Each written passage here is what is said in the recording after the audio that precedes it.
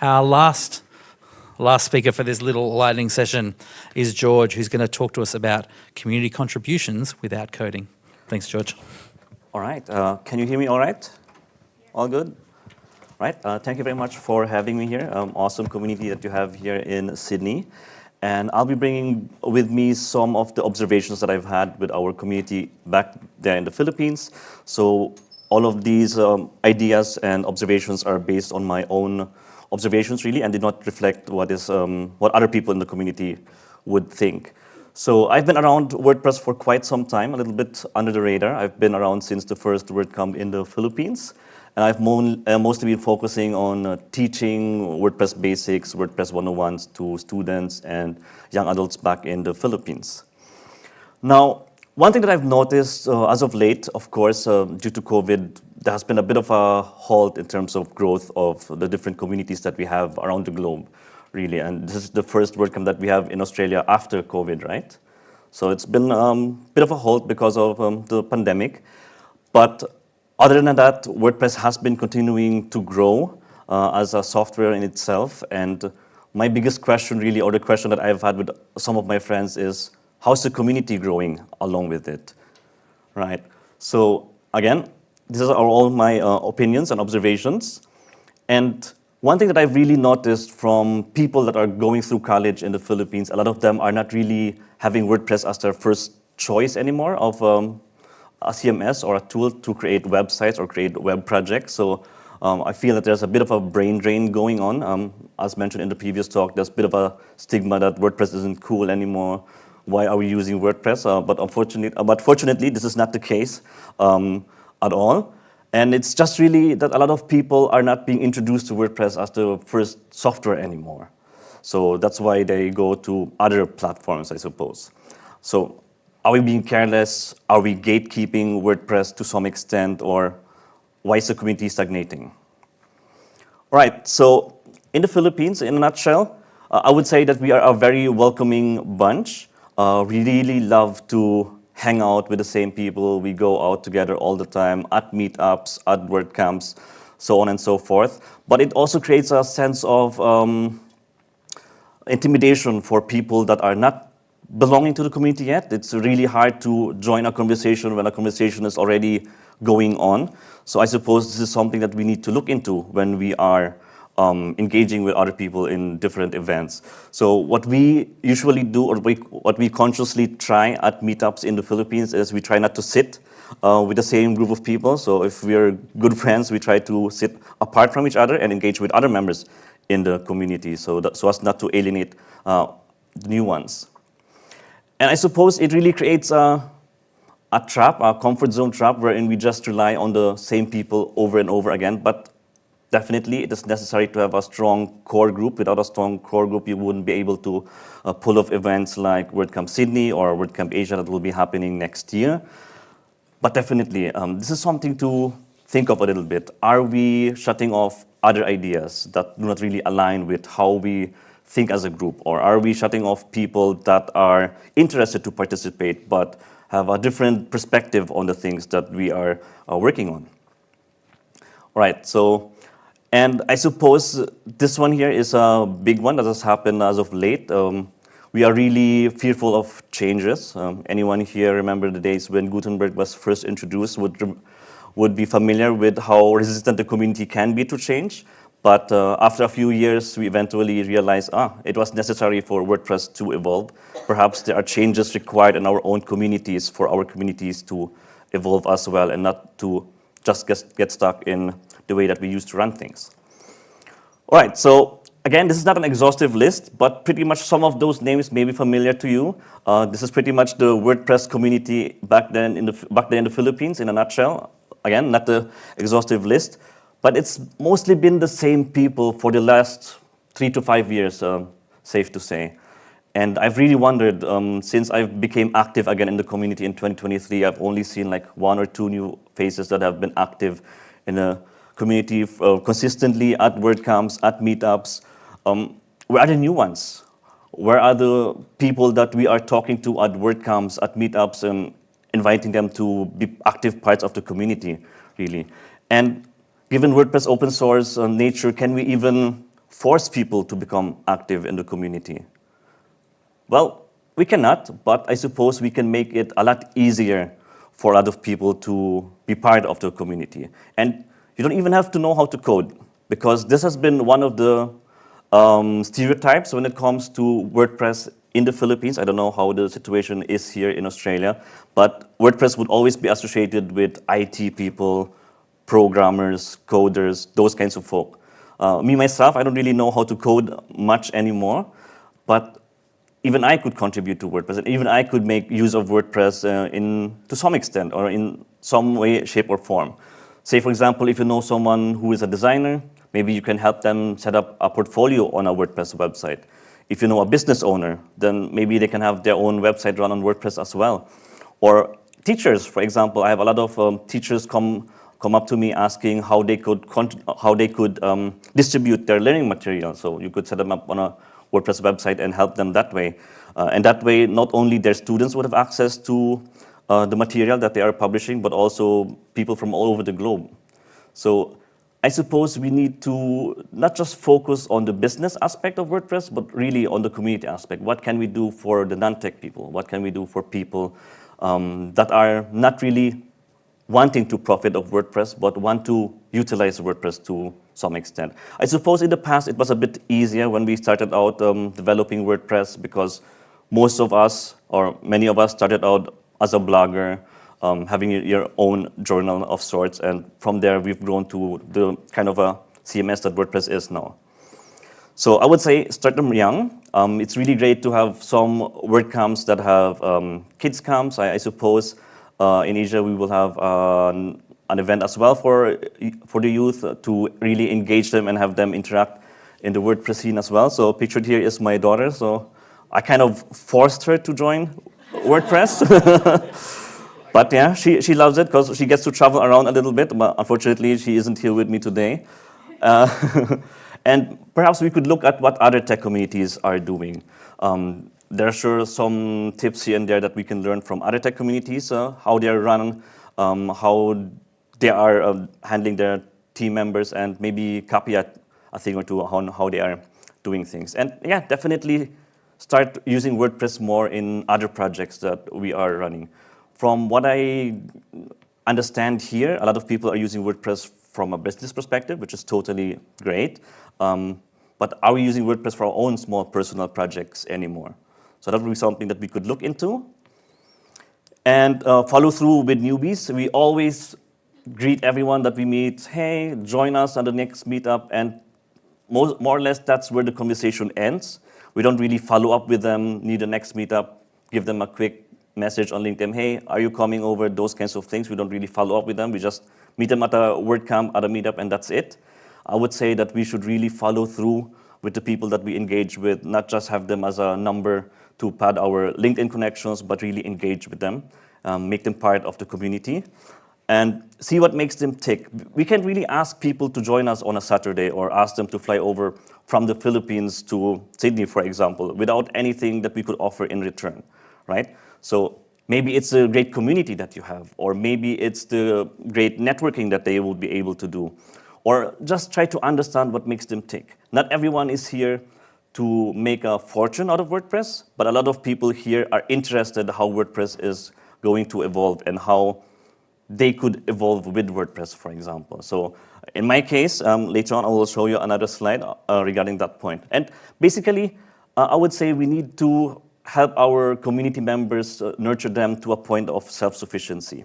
At the beginning, not everyone's gonna make a lot of money, or how we would call it in the Philippines, make a 6-digit income. But definitely, we should nurture them to a point where they wouldn't be too afraid to join events, wouldn't be afraid to be a speaker, be a volunteer, be an organizer of a WordPress meetup, perhaps in the future. All right. So again, basically, provide a value add.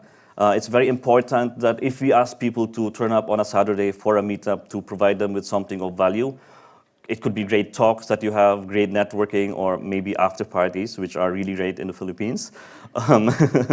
Consistently, encourage active participation. So in the Philippines, it's also a bit difficult to get about different WordPress communities because you have to fly by plane. We don't really have trains over there. But definitely encourage people to join different meetups in the different communities. Most importantly, follow through with them. Don't leave it at see you at the next event. Actually message them close to the next event. Check up on them if there's anything that you could provide of value to them. And welcome everyone that really abides by the code of conduct of the community that you are part of. And maybe, just maybe, let's go back to our roots. I don't remember anyone here mentioning using WordPress for their own personal projects or running their own blogs. You all have business sites, understandably, great. But how else are we using WordPress? Perhaps we should try using WordPress how an ordinary person would be using WordPress, because that's how many people got started. That's how many people fell in love with the project. You just tinkered with it a little bit, and sooner or later you are becoming a WordPress developer. You are becoming a WordCamp organizer, and that's how I started. All right, and of course, lead people in the right direction. So not a lot of people know about make.wordpress.org. So there are a lot of different ways that you can contribute to WordPress. You don't really need to know how to code. So if you're not familiar with the site, check it out.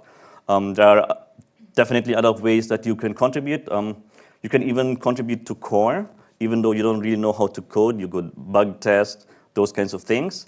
Definitely something to check out. Maybe you're good in design. Maybe you're good in writing up documentation. Perhaps you are good in running trainings or creating training materials. So that's another way that you could contribute to WordPress. And yeah, the community is basically what all of us here are here for, right?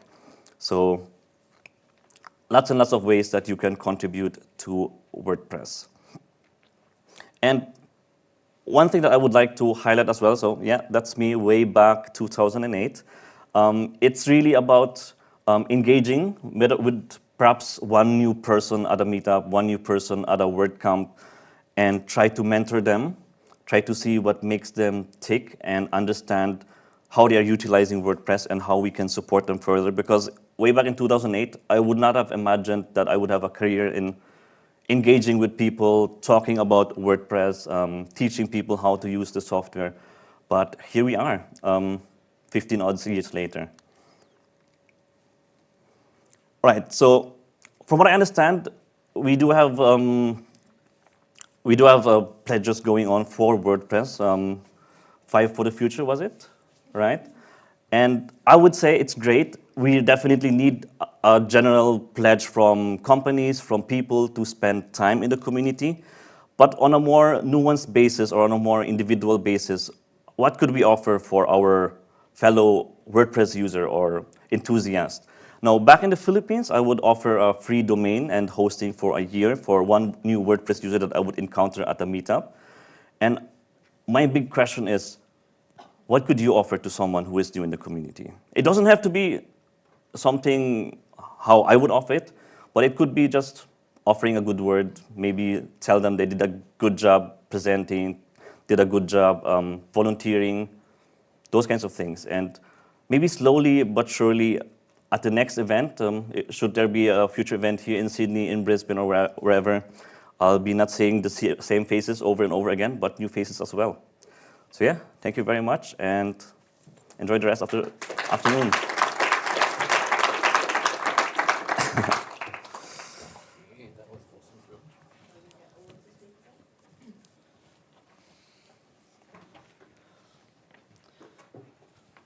All right.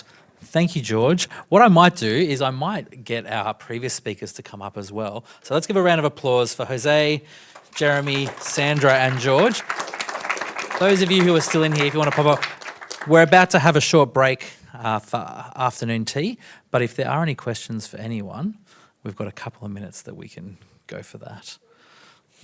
I'll go. I'm on that side.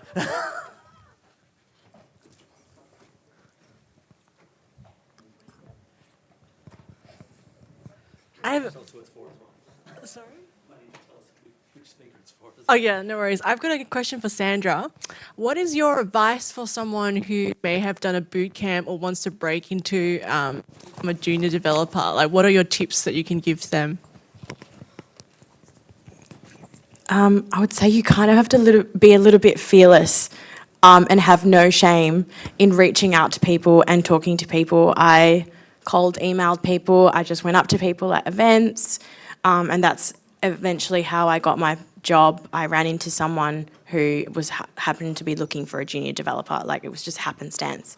And then I obviously interviewed and got the job, but, you know, I just put myself in situations where I was meeting people and I wasn't afraid to actually reach out and try things. Yeah, and talk about, you know, I think sometimes networking can feel a little bit yucky, but I think if you frame it in the sense of like you're talking about something that you're passionate about, then that's not yucky at all. And they can see that you're passionate, and then that's something that will make them want to actually, you know, get to know you and see if you'd be good for the job. Yeah. Awesome, thank you. Any other questions before we break? No? All right, another round of applause. Oh, well, no, we do.